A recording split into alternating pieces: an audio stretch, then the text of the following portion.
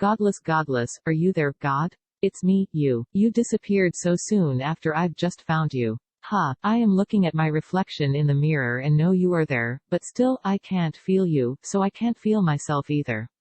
The fear has consumed me. Since then I struggle to drag out the divine from inside, but struggle makes it worse. It hides deeper. A thick layer of corkwood makes me breathless. I have turned blind, once again. Hello, darkness, my old friend. Tea or coffee? Sir, I was zoning out from reality, but still sitting in a plane, flying to Arizona. Tea, please. These days, my heart beats faster, but I don't feel it anymore. I can turn it back into second, but it's the hardest clap of fingers in the history of mankind. The knowledge of the most complicated one-click transformation makes me suffer even more. Would it be easier just to be an unbeliever? Work, eat, sleep, work, eat, sleep, fuck, sleep, drink, sleep. Yes, I had a thought to bring my old habits back.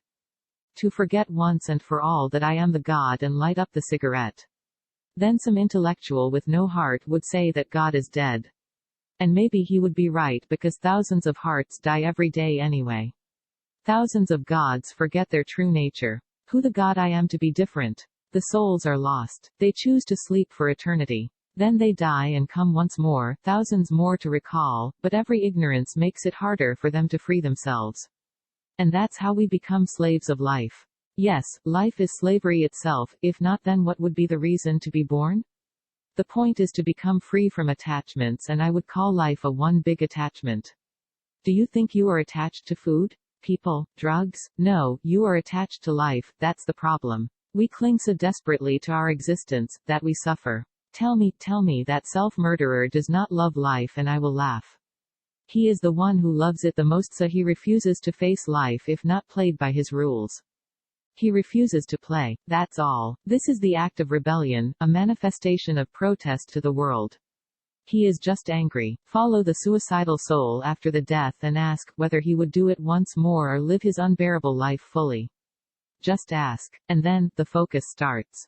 He doesn't remember yet he should be born again, and suddenly someone turns to him. Hey, sir, you are going to be born for the 342,748,329,472,398th time. Accept it, or in case of denial, please push the cancel button. What do you think? Does he think at all? Suicider. He pushes yes, absolutely, yes, I want to be born again. He is so happy to have one more 342,748,329,472,398th chance. As it seems, the suiciders are born much quicker in this life, they won't even wait for after-death treats. Interesting. Maybe I shall. Oh, no, really? Am I really thinking about suicide? You see, God? I've already become dangerous to myself. And what awaits me then? Just to discuss. More suffering will come. One more round of tortures. I have no nerves to stand bureaucracy. Okay, we are done. Do you see? We are moving forward. It seems like humor, and humor has a smell of divine. Just a little bit and I will catch your vibe. When I arrive, will you be there, God? What if I lost you totally? What if I got stuck here and never ever will get through you? Hell. Oh, God, I can't breathe. Ellipsis. Wait. Even hell is not the final destination but the place of purgatory, and ifs doesn't exist, right?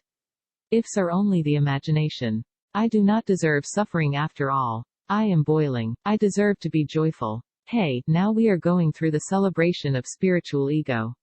You see how anxious and short-tempered am I? Breath. Inhale, exhale, sit on the shore. Observe. These thoughts are not yours, these thoughts are not yours. Hoo-ha, the thoughts are collective, that's what I know for sure. It's just like spiritual radio. Shit frequency, shit music will come. Breath. Am I in the same shit? Come on. I thought I was transcendent almost. So sarcastic. Hey, sir, take your keys, please. The room is ready. Oh, yeah, I have arrived. I'm entering the motel. So, where was I? Are you there, God? I will get shit out from you. Once I thought you were a guy with a beard, I was so mad at you. Now, when you have the face of mine, I don't even know on whom to be angry.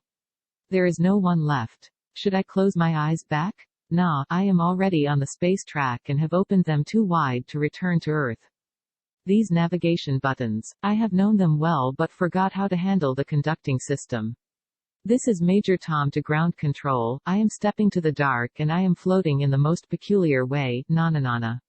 Sir, smile. Oh, yes. I am in the Grand Canyon. An Asian guy is standing in front of me with my smartphone. I am smiling. Are you here, God? Because I think you love places like this. I mean, the places like this have powerful. Jump high. I was devastated that I can't even think on what to do in my life. I wish to give joy but I can't even be happy on my own. I wasn't the same person yesterday. As days goes by, I came to realize that I changed as a person. I felt numb that all I think is to sleep to diminish the pain I had, the pain that I can't even express to anyone. I wish to join in an Olympic and reach the very best I had, which is to jump high as I can to lighten up the baggage I had. I was bombarded by many things and I was thinking that I'm just a young man who's lost in the middle of a maze. I was shattered into pieces. I was lonely and can't even think a way to pick up those pieces that was broken. I can't even think on how to rebuild again myself.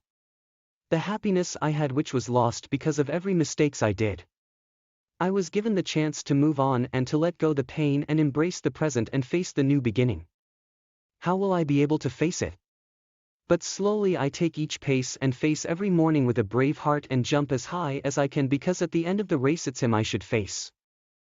A priceless award that will be given and there will be no weeping and pain. Going back to my journey, as I recall one night, I had a dream.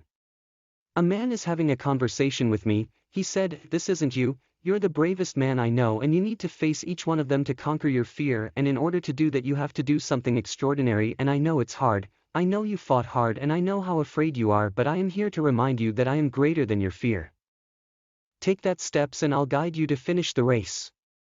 I know all those tears, the hardships you encountered, the pain you experienced and the dream you had. I have all that in my mind. I can change that into wonderful endings. I know you're tired and I know you don't understand what I'm doing, but I promise that the life you had right now is a preparation for your joy and enormous blessings I had." It was like real, and I know that I have known that man. I was trying to see his face, that it is very bright and I can't even see it clearly, and all I know is that I have known him for a very long time. I started to plan on what to do on the competition that is coming up, and I prepared by jumping in a trampoline.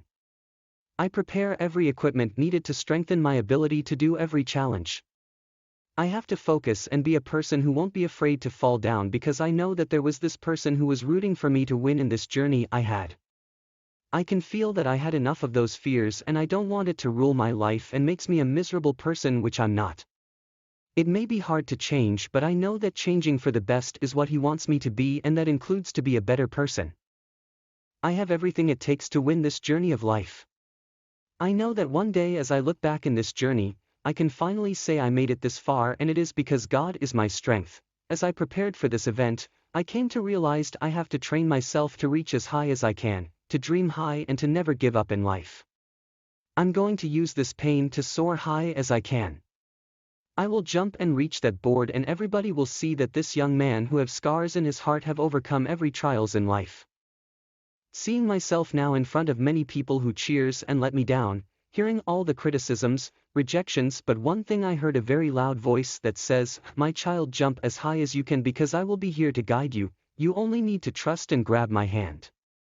It's an echo that I hear out of all the noises I had. I smiled and face each one of the audience. I jump as high as I can, and then I reach the very high, and people were amazed on what I have done. I slowly close my eyes, and then I felt that he was there, and there's a very bright smile, and it was my father. I was able to land safely, and as I opened my eyes, they were shocked that I was able to jump high from that board. I myself couldn't believe that I made it. A moment of silence from the people, and then they clapped their hands because that was amazing. I can see the light leading to the path to where my father was. I run towards him, and as I reach the path to where he is, he was gone. I forgot that he was gone for good, to save everybody. Tears slowly fall from my face as I recall how he was gone. Awarding came, and it was a very long day, and I hear my name called, and I got the first place, and I stand in that stage with an award, and I can finally say that things might be hard, but it will come to pass.